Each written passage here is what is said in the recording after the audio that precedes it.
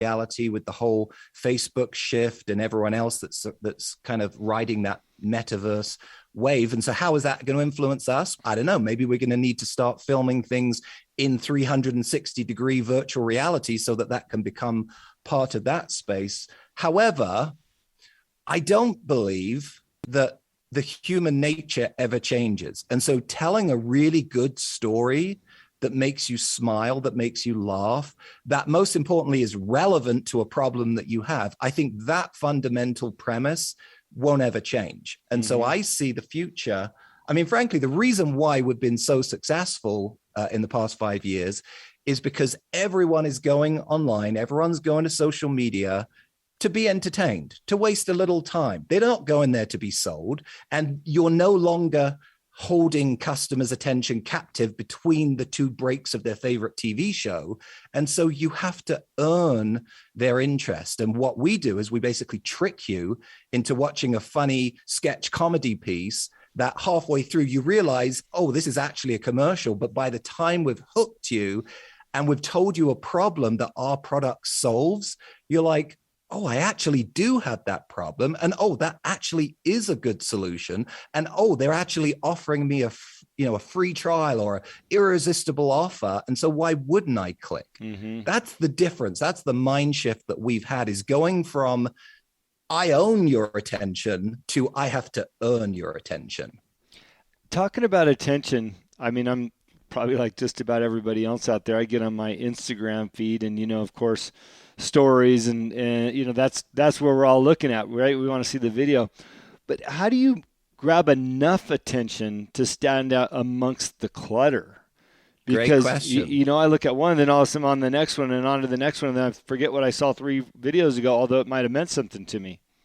Yeah, I mean, I probably can't fully do justice to that question with the time that we have, but every video that we produce now, where a client has a decent budget, we film and edit 3 totally different opening hooks.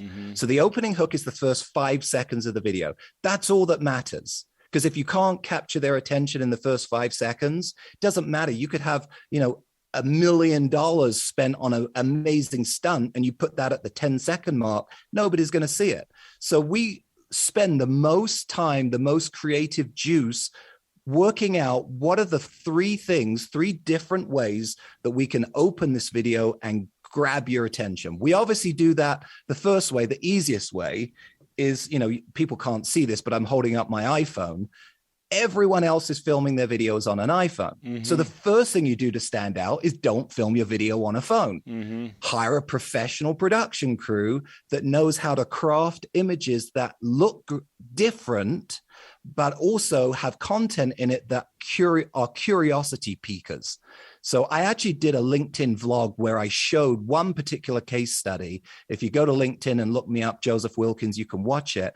And it shows the difference between the same video with 3 different opening hooks.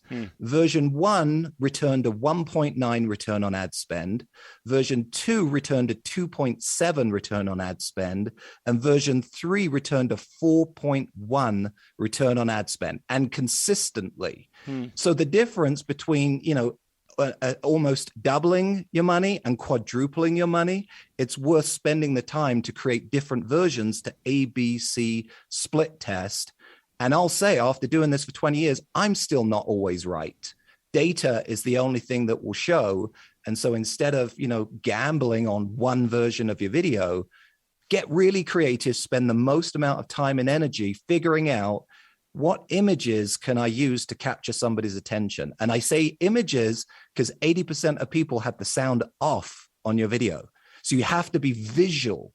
That's why it's so important that opening hook be very, very visually arresting and curiosity piquing. Yeah. When you say that the sound off, that's because they're in a work environment or somewhere where they don't want the public to hear? They're at work. They're at, their partner's next to them asleep.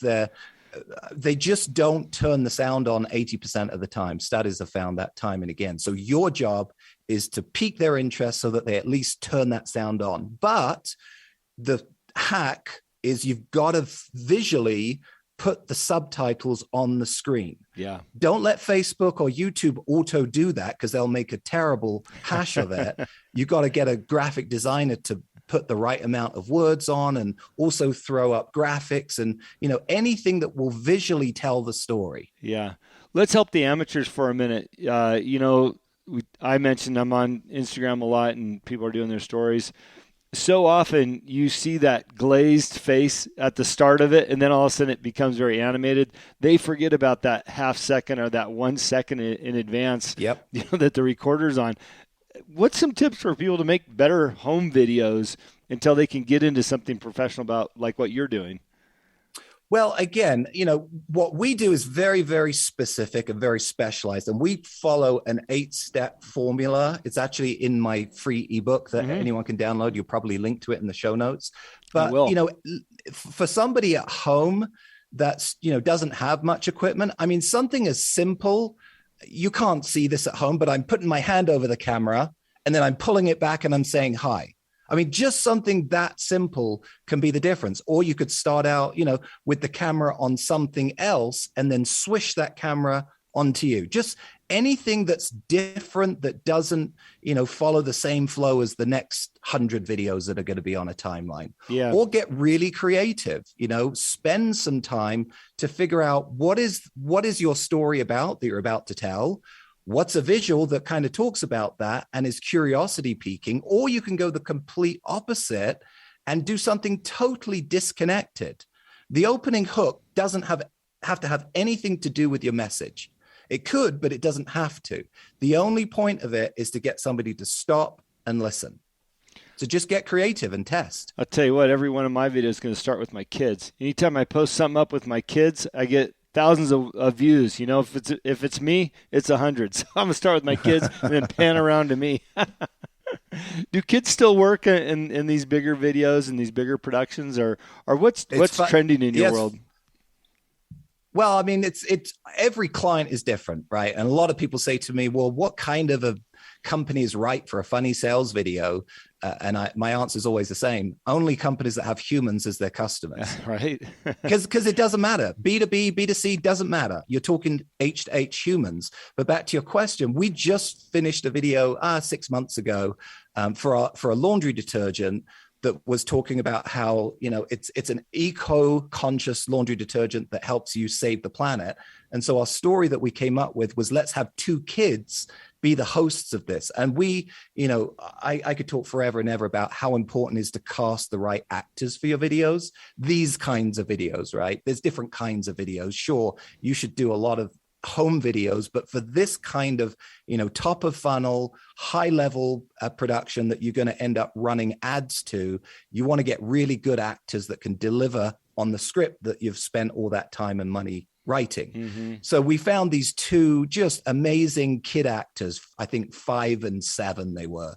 And the 3 different opening hooks were, we had one kid upside down hanging by his legs from a tree with the other kid setting light to a bonfire underneath him. I mean, who's not going to want to know what's going on here? The kid's holding cans of gasoline. Yeah. And then the tagline or the script, when you turn the sound on, is, if you think this is dangerous, think about what you adults are doing to the planet. Right. So there's an immediate hook that's visually interesting, also ties into a message and sets up the premise.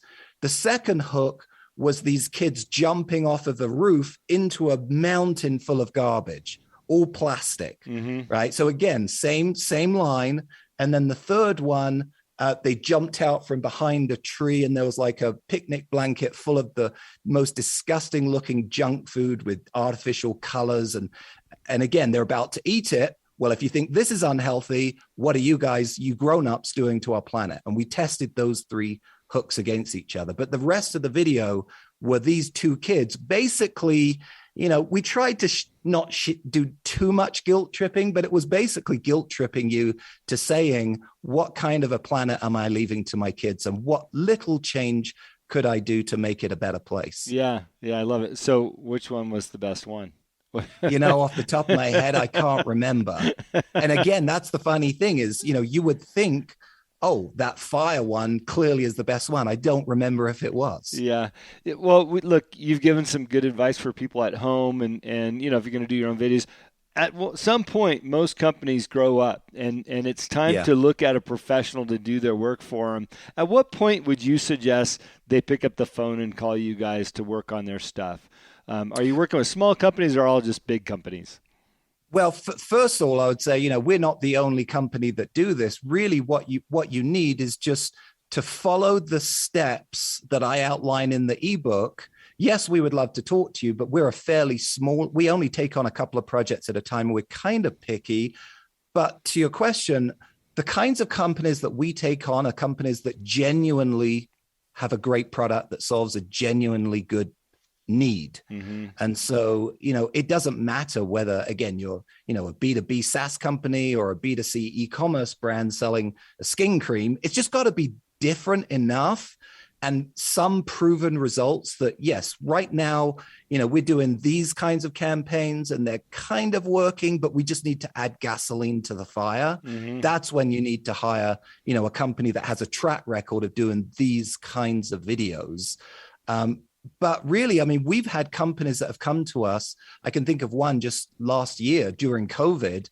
It was a one-man band, one guy basically working out of his home, selling a medical device that was pretty complicated to explain. So it needed a story to be able to sell it. Mm-hmm. And after producing that video, we've doubled his sales month over month. He doesn't have millions and millions and millions of views because these videos are all tied, these views, and this is maybe the time to pull back the ugly truth, these aren't organically viral videos. These are videos that when you spend $1 to promote it on Facebook will bring you back 3, 4, 5 times that money, right? So these are business models that are repeatable, scalable, and predictable.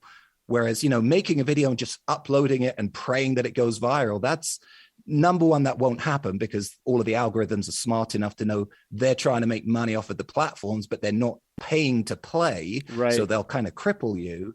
But more importantly, in fact, if you go to our website, you'll see many testimonials of companies that have sold out of inventory because we've launched these campaigns. And so you have to be ready for them. You have to have the inventory in.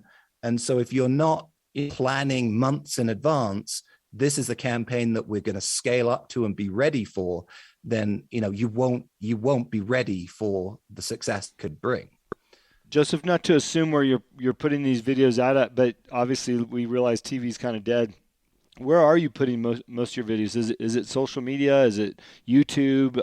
Yes. Yeah. Yes. So it's primarily, I would say, number one is still Facebook, right? Everyone is griping about privacy updates and Facebook is dead. No, it's not. It's still the most effective advertising platform on the planet, in my opinion. Second is probably right now YouTube. A lot of advertising dollars are leaving Facebook and going to YouTube because they don't have the issues that Facebook has. Instagram is a very close, second or third. And then depending on who your customer is, if it's a much younger demographic, TikTok, Snapchat, if it's female, Pinterest, but there's a lot, it's less about the platform and more about let's focus on telling a story that people will actually want to watch, has a relevant message, that has a low-hanging offer that people can click on. And then regardless of the platform, people will engage with it. But we don't do any television right now with these kinds of videos. It's just, I haven't seen our dollars being spent wisely on television in a long time. Yeah. It's all social media and YouTube. It's funny.